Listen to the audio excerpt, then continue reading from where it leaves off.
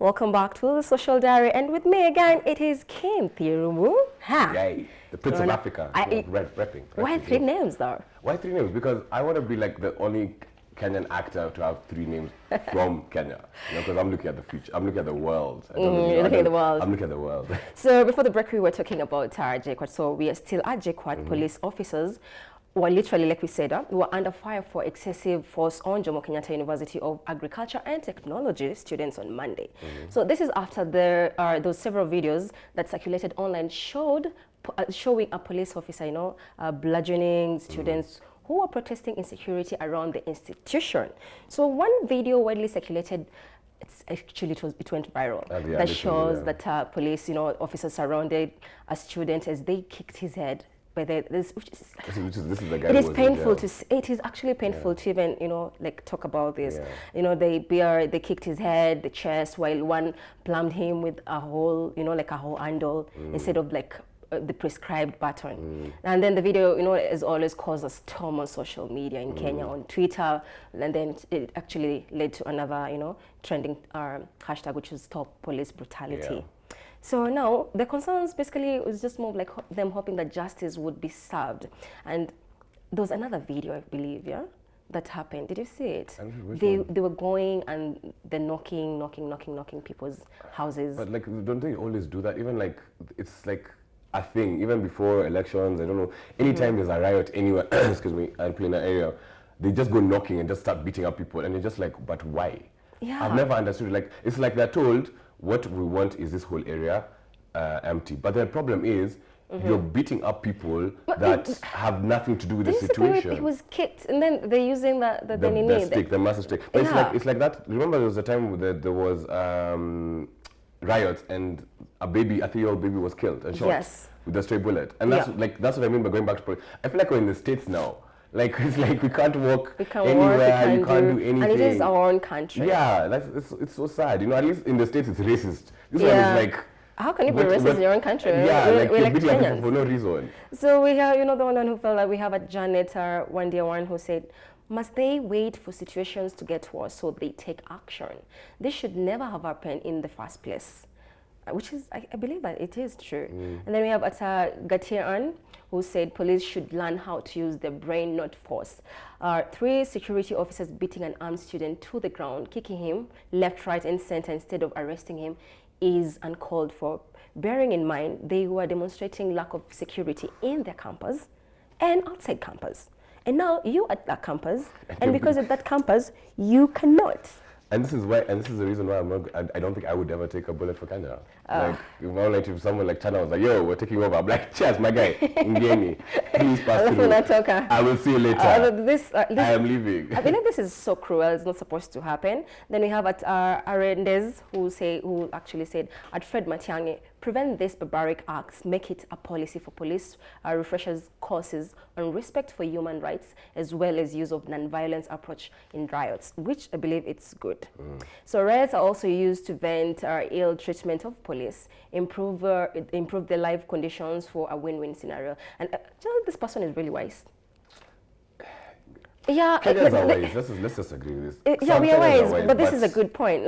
Refresher courses. I agree. They'll be taken back to, is it school? Yeah, an academy. It's an academy. Then they're being told, this is what you do, this is, Yeah. I think that would be cool. I think it would be cool, but then now, why refresher course by who? Because the teachers are clearly the ones telling them what to do. So think about it this way. You're told 1 + 1 is equals 2. Yeah. Going back to school and being told 1 + 1 equals 2 wouldn't change anything. Really?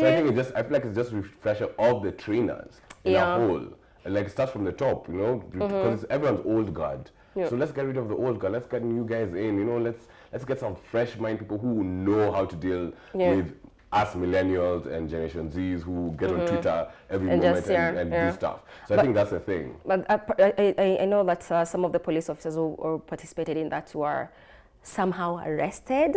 Indicted. But yes, but do you know actually, Christian Della actually got the phone number for one of those guys. Yeah. And on one of the radio stations, they called him, the actual cop. Yeah. And he was saying, no, that's what we were told to do. We were told to make sure that this kid are beaten up because they should not be doing this. Who do they think they are? Yet, that's it's wrong. Yeah. There's different approaches to dealing with things. Common sense is not common. It's okay. Anyway, Kenyans are still ranting about the state of Kenya's economy with issues ranging from theft of the public resources to unemployment constantly on the interwebs. It's we're tired. It's a full. We're just tired. So this led to that hashtag jobless economy. Yeah. And to be honest, this is about one of my favorites. So we have a Twenjiku Mungane who said, hashtag jobless economy. You can hardly find a job in Kenya without connections. And this is caused by tribalism and nepotism, which are norms in the country today. Kenya without connection is never wrong, and seems to never be wrong in coming future. It has gained ground and is here to stay. So lazima ukijua mtu.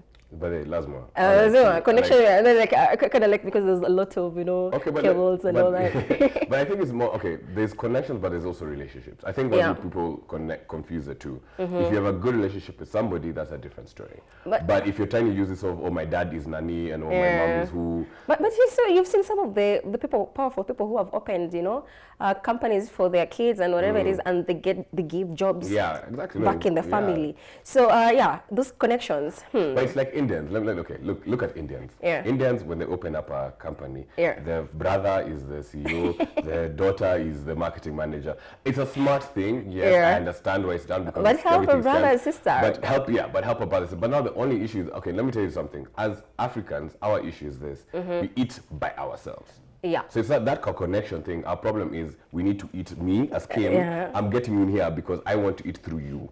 So it's not about bringing you up or trying to it's not about coming together and just being able to blow up. It's very selfish. It's such a selfish way of doing things. I know. So we have at Libwege Aganya who said the connections you need to get a job in Kenya. And then those pictures of the cables and all that. And then we have at KM 2187 who said, I've never seen a rich man get out of his Benz to hand a beggar some money for lunch or a job. So when we vote in these rich folks, do we really expect them to create jobs for us poor folks or themselves? Amen. Amen. I can't even upset it. Okay. Well done. High five. Please, I will follow you. You'll follow, yeah? Then we have a CSO place that say at least 20,000 Kenyans have lost their jobs across various sectors in the past 1 year. 20,000 is a lot. Yeah, this has been. This year is. I think I know maybe 10 or 20 from my friends who've actually lost a couple of jobs this year. So it's one of those really, really sad situations where, and hence goes back to the whole, we don't have money. Yeah, it's a very sad situation to be in. And we have at Ann_Mongeli said, this is the new normal across our streets. Very sad indeed. And I've seen that. I've seen people, walking, doing that sign that says, and it's like, I need a job. And then when they say that, you figure out how comes people are doing this, but in real sense, they're like, penye tumefika.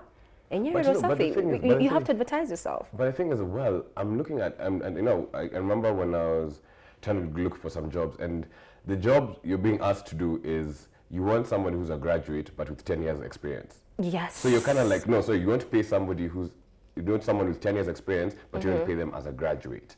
Because, you want somebody with I don't know how many years experience, but it doesn't make sense. It's a chicken and egg situation. It's more of like, what do you guys want? Yeah, exactly. So because if you go to this job sites, you will see a lot of jobs being offered. But I think it's that thing of baseline where as well, I don't know, people are willing to give up a bit less money for this job, at least have some money, So it's more of trying to people need to figure out exactly what it is. Even asking the acting industry, like right now, a lot of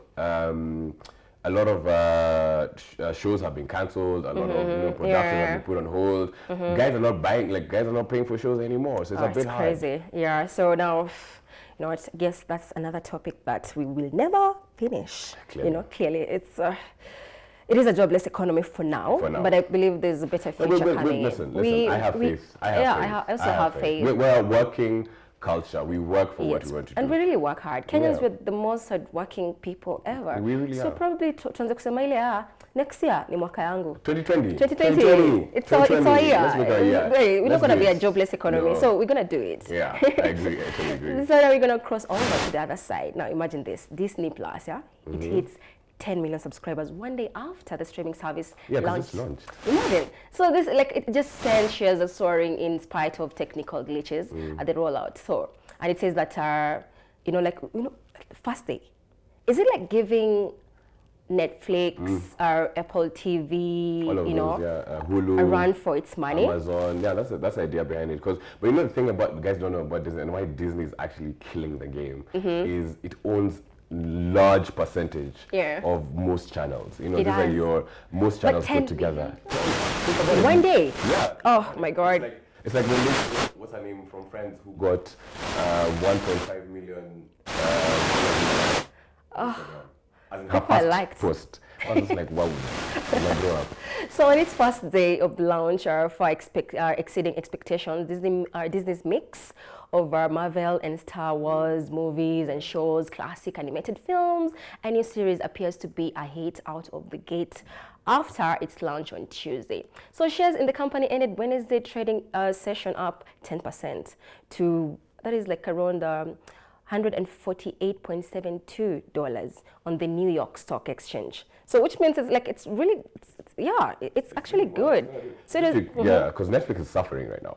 Oh my God, Netflix is really, so Netflix and chill, it's becoming just chill. It's just chill. Just chill on Netflix, just chill. No, it's because actually the subscribers have not really gone up. So what's happening is that it's the same thing even YouTube. That's why YouTube ads are coming, and Netflix is actually gonna come with ads very, very soon. Yeah. So you imagine watching your favorite show, and you're like, all of a sudden you just see, hi, watch my show. It's so random. But sadly, that's gonna happen. But why Disney makes a difference is because they have all these rights. So for them, it's like, imagine I have all this database. We're not paying for it because it's already made its money back. So I don't have to pay for a Marvel movie to come watch to Disney Plus. So everything is right there for you, and that's why it's going to be very easy for them to make it. And actually, this gave them its market value roughly double that of the Netflix in April, and then the company said it plans to reach like around 60 million to 90 million plus Disney, subscribers.